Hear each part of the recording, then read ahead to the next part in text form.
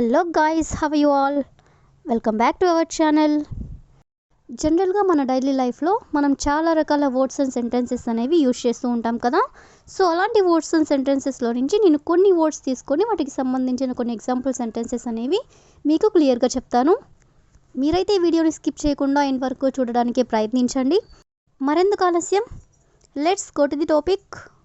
First sentence ఒకసారి చూడండి.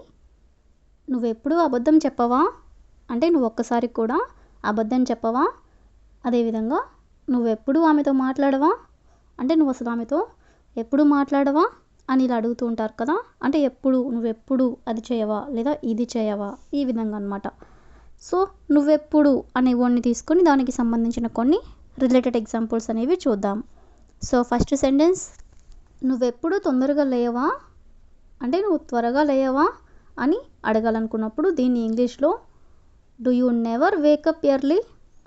Do you never అంటే నువ్వెప్పుడు, వేకప్ ఎర్లీ అంటే త్వరగా లేయవా అంటే తొందరగా లేయవా అని. అదేవిధంగా నెక్స్ట్ వన్, నువ్వెప్పుడు ఇతరుల గురించి చెడుగా మాట్లాడవా అంటే ఇంకొకరి గురించి నువ్వెప్పుడు చెడుగా మాట్లాడవా అని అడగాలనుకున్నప్పుడు do you never speak ill of others. Do you never అంటే నువ్వెప్పుడు, స్పీక్ అంటే మాట్లాడవా, ఇల్ ఆఫ్ అదర్స్ అంటే చెడుగా అంటే ఇతరుల గురించి చెడుగా మాట్లాడవా అని. అదేవిధంగా నెక్స్ట్ వన్, నువ్వెప్పుడు నాన్ వెజ్ తినవా అంటే ఎప్పుడు నువ్వు వెజ్జే తింటావా, నాన్ వెజ్ తినవా అని ఎవరినైనా అడగాలనుకున్నప్పుడు do you never eat non veg అంటే నువ్వెప్పుడు నాన్ వెజ్ తినవా అని. అదేవిధంగా నువ్వెప్పుడు అప్పు తీసుకోవా అంటే డబ్బులు ఎప్పుడు నువ్వు అప్పు తీసుకోవా అని అడగాలనుకున్నప్పుడు do you never borrow money. Do you never borrow money. Borrow అంటే అప్పు చేయడం, నెవర్ బారో మనీ అంటే డబ్బులు ఎప్పుడు అప్పు చేయవా అని. అదేవిధంగా నెక్స్ట్ వన్, నువ్వెప్పుడు ఆ పని చేయవా అంటే నువ్వెప్పుడు కూడా ఆ పని చేయవా అని అడగాలనుకున్నప్పుడు do you never do that work అంటే నువ్వెప్పుడు ఆ పని చేయవా అని. అదేవిధంగా నువ్వెప్పుడు కార్ నడపవా అంటే నువ్వెప్పుడు కార్ నడపవా అని అడగాలనుకున్నప్పుడు do you never drive a car. Do you never drive a car అంటే నువ్వెప్పుడు కార్ నడపవా అని. అదేవిధంగా నెక్స్ట్ వన్, నువ్వెప్పుడు అతనితో మాట్లాడవా. నువ్వెప్పుడు అతనితో మాట్లాడవా అని అడగాలనుకున్నప్పుడు do you never talk to him. Do you never talk to him అంటే నువ్వెప్పుడు అతనితో మాట్లాడవా అని. అదేవిధంగా నువ్వెప్పుడు అబద్ధం చెప్పవా అంటే నువ్వు అసలు అబద్ధం చెప్పవా, ఎప్పుడు చెప్పవా అని అడగాలనుకున్నప్పుడు do you never tell a lie అంటే నువ్వెప్పుడు అబద్ధం చెప్పవా అని. సో ఈ విధంగా మనం నువ్వెప్పుడు అనే వర్డ్ని తీసుకొని దానికి సంబంధించిన కొన్ని ఎగ్జాంపుల్ సెంటెన్సెస్ అనేవి చూసాం కదా. నెక్స్ట్ సెంటెన్స్ ఒకసారి చూడండి. నాకు అటువంటి సినిమాలు నచ్చవు అంటే నాకు అలాంటి సినిమాలు నచ్చవు. అదేవిధంగా నేను అటువంటి పుస్తకాలు చదవను అంటే ఈ విధంగా అటువంటి అనే వర్డ్ని తీసుకొని దానికి సంబంధించిన కొన్ని రిలేటెడ్ ఎగ్జాంపుల్ సెంటెన్సెస్ అనేవి చూద్దాం. సో ఫస్ట్ వన్, నేను అటువంటి మనుషులను కలవను. నేను అటువంటి మనుషులను కలవను అని చెప్పాలనుకున్నప్పుడు I don't meet such people. Such people అంటే అటువంటి మనుషులు. ఐ డోంట్ మీట్ అంటే నేను కలవను. అదేవిధంగా నెక్స్ట్ వన్, నాకు అటువంటి బట్టలు నచ్చవు. నాకు అలాంటి బట్టలు నచ్చవు అని చెప్పాలనుకున్నప్పుడు I don't like such clothes. I don't like such clothes అంటే నాకు అటువంటి బట్టలు నచ్చవు అని. నెక్స్ట్ సెంటెన్స్, నాకు అటువంటి ప్రదేశాలు ఇష్టం. నాకు అటువంటి ప్రదేశాలు ఇష్టం అని చెప్పాలనుకున్నప్పుడు ఐ లైక్ సచ్ ప్లేసెస్ అంటే నాకు అటువంటి ప్రదేశాలు ఇష్టం అని. అదేవిధంగా నెక్స్ట్ సెంటెన్స్, నాకు అటువంటి స్టూడెంట్స్ ఇష్టం. అలాంటి స్టూడెంట్స్ నాకు ఇష్టం అని చెప్పాలనుకున్నప్పుడు ఐ లైక్ సచ్ స్టూడెంట్స్ అంటే నాకు అటువంటి స్టూడెంట్స్ ఇష్టం అని. నెక్స్ట్ సెంటెన్స్, అటువంటి మనుషులు మంచివాళ్ళు అంటే అలాంటి మనుషులు మంచివాళ్ళు అని చెప్పాలనుకున్నప్పుడు సచ్ పీపుల్ ఆర్ గుడ్ అంటే అటువంటి మనుషులు మంచివాళ్ళు అని. అదేవిధంగా నెక్స్ట్ వన్, నాకు అటువంటి సినిమాలు నచ్చవు.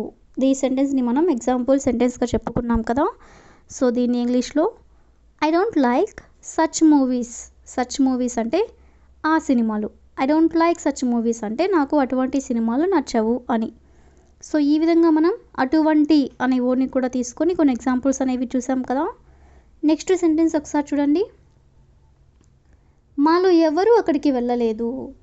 అదేవిధంగా మాలో ఎవరికి కార్ లేదు అంటే మాలో ఎవరికి కూడా కార్ లేదు.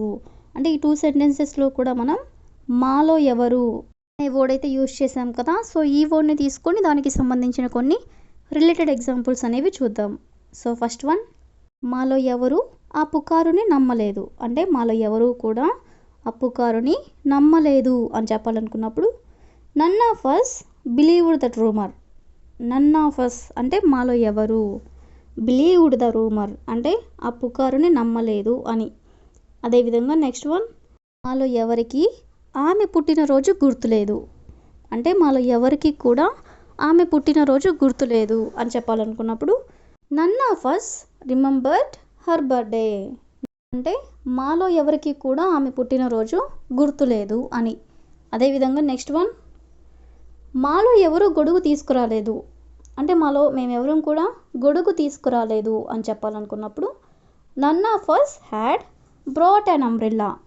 నన్ of us had brought an umbrella అంటే మాలో ఎవరూ కూడా గొడుగు తీసుకురాలేదు అని. అదేవిధంగా నెక్స్ట్ వన్, మాలో ఎవరు ఆ సమావేశాన్ని ఊహించలేదు.